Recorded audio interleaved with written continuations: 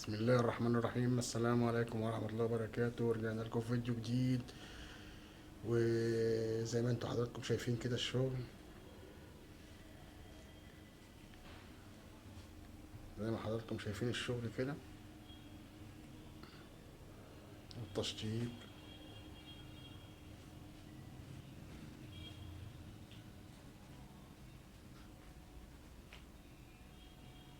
هنتكلم دلوقتي على الستاير. زي ما حضراتكم شايفين كده، دي قطيفة تركي اخضر همر زي ما بيقولوا.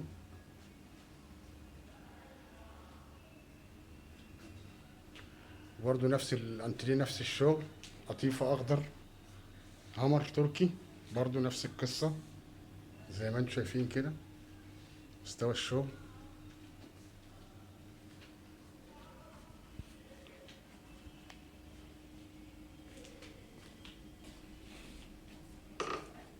زي ما حضراتكم شايفين كده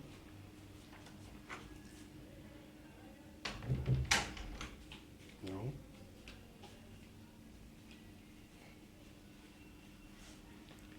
ودي البلكونة بني بندقي وازاز ابيض مصنفر. وادي باب الشقة برضو بني بندقي. نخش كده شوية نشوف بقية التفاصيل. وادي برضو باب الأوضة اهو زي ما حضراتكم شايفين اهو.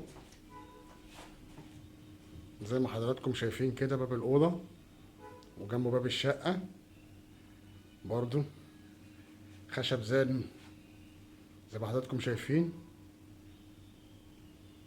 وازاز مصنفر اللون بني بندقي. ونبدأ كده نخش على الأوضة الأطفال زي ما انتم شايفين حضراتكم كده. بسم الله. 2 سرير أطفال، ودي الستارة بتاعتهم زي ما حضراتكم شايفين كده المنظر.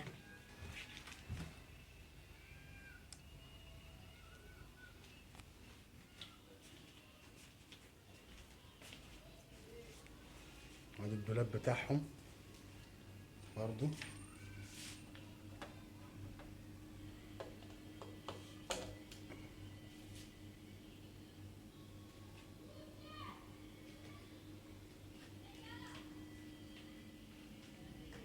ودي بالنسبة للنجف اهو زي ما حضراتكم شايفين النجف آناء الليل وأطراف النهار.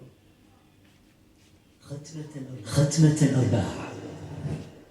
أيها الإخوة والأخوات، نستمع الآن إلى تلاوة الجزء 9 من القرآن الكريم مع القراء عبد الولي الأركاني، عبد الرحمن العوسي، حاتم فريد، عبد الباسط عبد الصمد، محمد خليل القارئ، إبراهيم الأخضر، محمد الهلباوي، عبد الودود بن حنيف.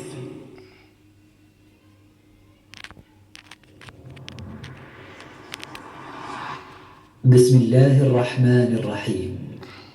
قال الملأ الذين استكبروا من قومه لنخرجنك يا شعيب والذين آمنوا